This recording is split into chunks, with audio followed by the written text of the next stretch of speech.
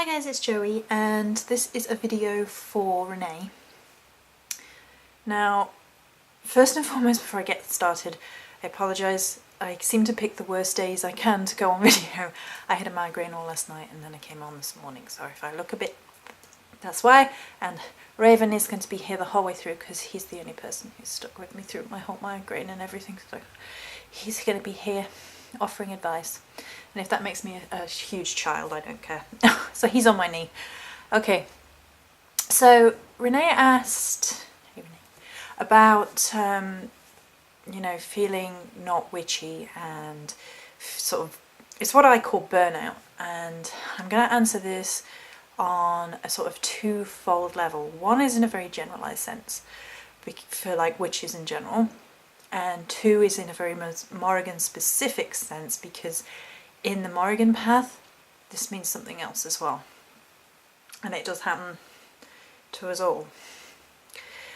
So in a generalized sense, burnout is something that happens when, no matter what you're doing, you are focused on something a lot. So it happens in your studies. When you study one subject, you become quite burnt out on it. That's why they suggest you do something you really love, and otherwise, you know, you can't push through that burnout in studies. And when you are partaking in learning a path such as being a witch, you know, especially when you very first start out, you tend to be quite excited and you want to do it every day, and you get into your head about something which a witch should be, and you have to sort of let go of those preconceived notions of what it means to be a witch. You don't have to be casting spells every day. You don't have to be crafting every day. I know it's a bit of a ironic statement coming from me, and I adore my crafting. But even me, I have days where everything's just going wrong and everything's falling to bits and it's not turning out how I want, and I have to just, you know, throw it out, stop and leave it and just have days off. There's absolutely nothing wrong with taking some time for yourself, doing some mundane stuff, doing some everyday stuff that has nothing to do with being a witch. Now, you know, when I'm frustrated, like this morning when I was just feeling really crap and, you know, everybody's saying the wrong thing and I then go and clean my house. Theoretically speaking, that's not considered to be a very witchy thing to do, but then if you think about it, you're letting off that energy, you're having that negative release, you are transforming something from dirty to clean, you are sort of purifying your home by the process of actually cleaning it, and purification, of course, is witchy.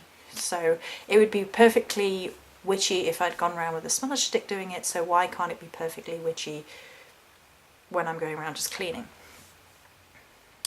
So what I'm trying to say is that, you know, try and let go of the idea that you're not a good enough witch because you're not doing this, that or the other. That isn't what makes you a witch. What makes you a witch is in your heart, is in your belief system, and how you conduct yourself no matter what it is that you are doing.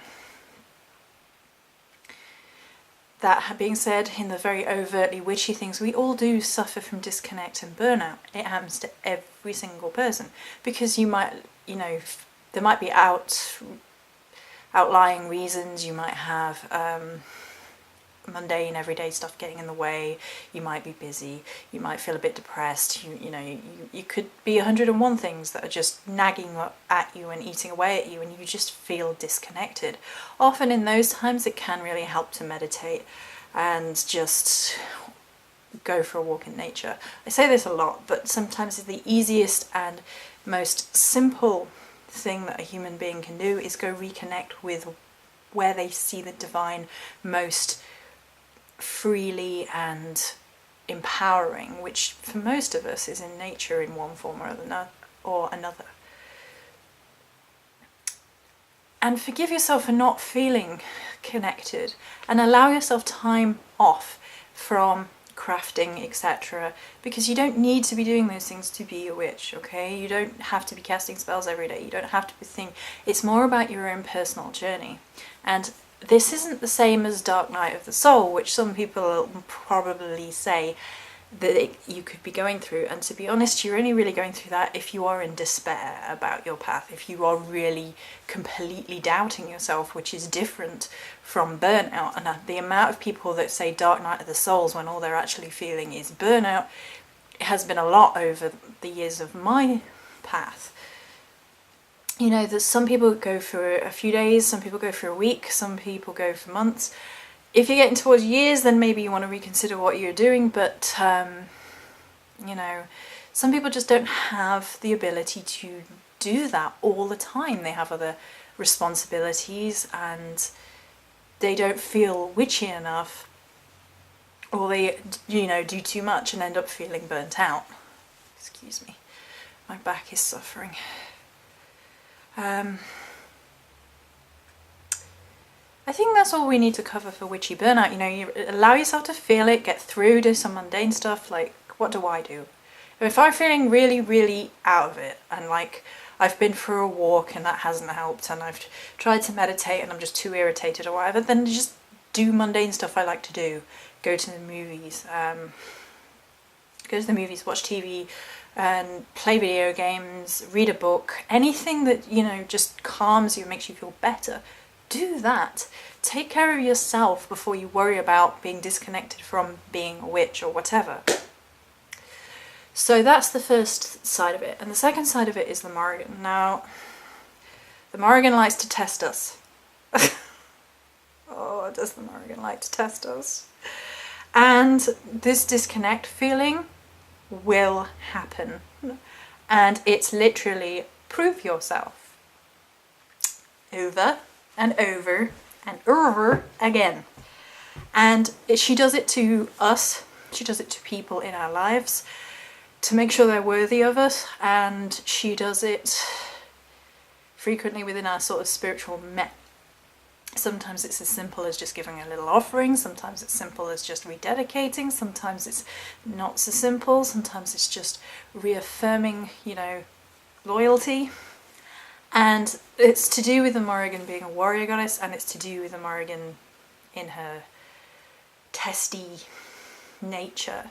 She tests people who follow her fully, who are dedicated to her. Trust me. And you will feel left by yourself, like you can't feel the energies, and you're like, okay. And you basically are being thrown out there to be like, this is a little bit of a test. You have to reconnect with yourself. You have to discover what you need to do. You have to light a candle, say a prayer, do a little dance. I don't know. You know, it's individual for each and every follower of the Morrigan. I sometimes remake her oils. I redo her altar. I give her altar a clean. I give her a cleanse out. And, you know, just have a little sit down chat. That doesn't sound so good, does it? I understand that, but I just talk to the Morrigan. I just talk to her, and I think that's one of the better ways to connect with the goddess personally, is just honestly and freely and just with respect, but still. So it could also be that on the Morrigan's path. So I think that's all I need to cover. I can't tell you exactly how to pull yourself out of it, because you'll know in your heart of hearts how to do that. It's just take it easy on yourself.